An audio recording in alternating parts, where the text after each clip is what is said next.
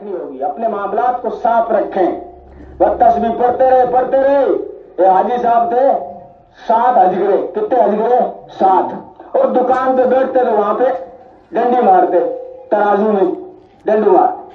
तो किसी ने एक मजाक कर लिया, पठान ने पूछ लिया, हाजी साहब थे ताजुद भी पढ़ो, इशराक भी पढ़ो, तस्बीह भी हर वक्त कट कट चलाओ, 7 बार तो हज करे आओ, लेकिन दुकान पर आते ही डंडी मारो। बताओ थारो इरादो क्या है? थारा जन्नत में जाने को इरादो है, जहन्नम में जाने को इरादो है? तो भाई साहब लार ऊंची कर ली कि जन्नत जहन्नम को मना को बेरो, अल्लाह ने कह दूंगा जैसे 2 रुपये को फाइल हुआ बैठे भेजते।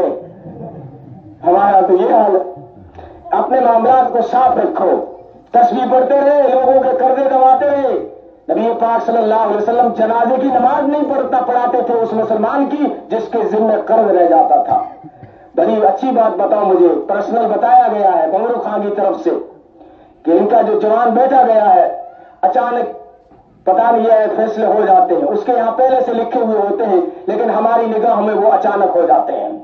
लेकिन ऐसे मौके पे देखो, यहाँ पर बज़ाहिर आपको दीनदार नजर नहीं आ रहा होगा, लेकिन मुझे उसने वो बात कान में कही है, पहुंचाई है कि मैंने आज तक ऐसी बातें ताजुद गुजारों से नहीं सुनी।